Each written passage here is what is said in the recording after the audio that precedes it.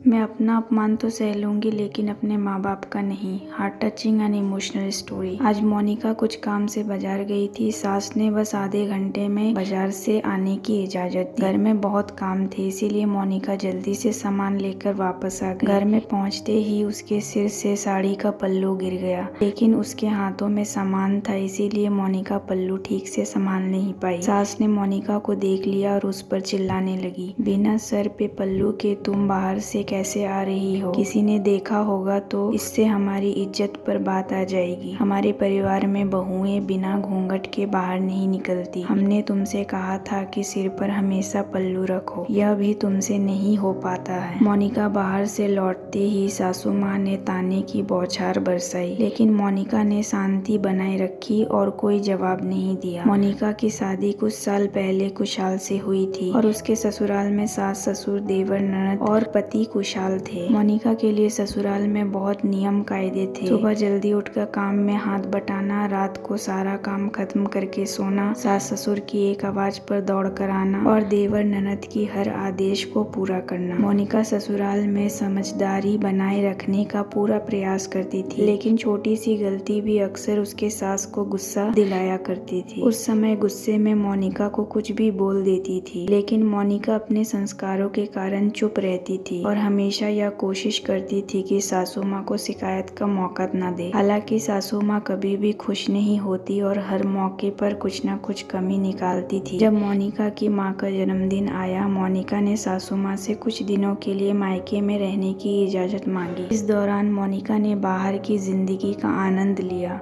मोनिका के माता पिता बहुत खुश थे और उन्हें यह ख्याल आया कि काश वक्त ठहर जाए, उसे ससुराल में नहीं जाना पड़े। कुछ ही दिनों के बाद कुशाल मोनिका को लेने गया। उस समय अपने ससुराल वालों के लिए कुछ गिफ्ट लेने के लिए मोनिका बाजार गई थी। कुशाल इंतजार करने लगा। इसी बीच उसकी माँ का फोन आया। उन्होंने पूछा, तुम कितनी देर में घर पहुँचोगे? वो, मम्मी मोनिका थोड़ा बाजार गई है, थोड़ी देर में आती होगी, फिर हम साथ आते हैं। यह सुनकर उन्होंने कुशाल से कुछ ऐसी बातें कही जिससे उसके चेहरे का पूरा रंग ही उड़ गया। वह गुस्से में एकदम लाल हो गया था। मोनिका के घर आने पर कुशाल उसे बुरा भला कहने लगा। मोनिका के माता पिता ने उसे समझाने की कोशिश की, लेकिन कुशाल ने उन्हें भी गुस्से में सुना दिया। जब उसने कुशाल को उनके माता पिता का अपमान करते हुए देखा तो मोनिका के आंसू बहने लगे। वह कुछ कहने की कोशिश कर रही थी, लेकिन मोनिका की माता ने उसे चुप रहने को कहा। मजबूरी में मोनिका चुपचाप सब सुनती रही।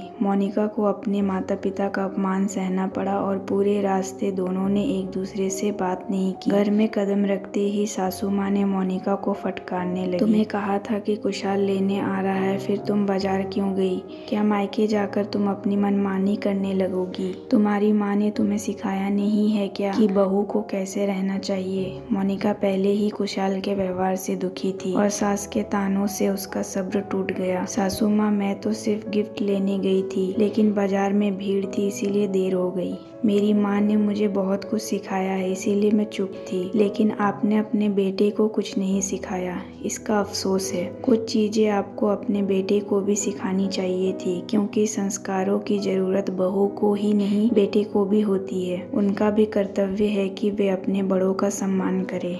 जब बहू आती है तो उसे संस्कार, रिवाज, शर्म और हया के साथ जीने का फर्ज बता दिया जाता है, लेकिन बेटा शादी के बाद भी अपना पति, दामाद और जीजा के रूप में ही रहता है, लेकिन उसके लिए कोई नियम नहीं होते। बहू को मुंह खोलने का अधिकार नहीं है, लेकिन दामाद को अपने सास ससुर के साथ कुछ भी कहने की आजादी है। आप भले ही संस्कार की बातें कर रही हो, मगर इज्जत तो मेरे माता पिता की भी है। अगर कोई मेरे माता पिता का अपमान करेगा तो मैं उसे सहन नहीं करूंगी, चाहे वह मेरा पति ही क्यों ना हो। मैं आपका सम्मान करती हूँ और आगे भी करती रहूंगी, लेकिन अब मैं बंदिशों में नहीं रहूंगी। मेरी अपनी इच्छाएं और ख्वाहिशें हैं जो बहू होने के नाते मुझसे छीन ली गई है, पर अब मैं आजादी से रहना चाहती हूँ, खुलकर सांस लेना चाहती हूँ, इस घर के दकियानुसी रिवाजों को तोड़ना चाहती हूँ, ताकि आगे आने वाली बहू इस घर में खुलकर सांस ले सके। अपने को बेचारी बनाकर मैं खुद को उनकी नजरों में नहीं नहीं गिराना चाहती। जब मोनिका ने इस तरह का जवाब दिया, सासू माँ और कुशाल मोनिका को हैरानी से देखते रहे। उन्हें यह उम्मीद नहीं थी, लेकिन चुप रहना ही उन्होंने सही समझा। शायद अब वे कभी ऐसा नहीं करेंगे। उस दिन के बाद मोनिका ने उस घर में अपने लिए जगह बना ली थी। अब वह गलती को बर्दाश्त नहीं करती, क्योंकि अब वह बेचारी नहीं थी। आशा करती हूँ ये वीडियो आपको पसंद आया होगा। इस वीडियो पर आपका क्या राय है हमें कमेंट कर जरूर बताएं। वीडियो पसंद आया हो तो लाइक और शेयर करना बिल्कुल ना भूले। चैनल पर नए हो तो चैनल को सब्सक्राइब जरूर कीजिए। वीडियो देखने के लिए, कहानी सुनने के लिए आपका बहुत बहुत धन्यवाद।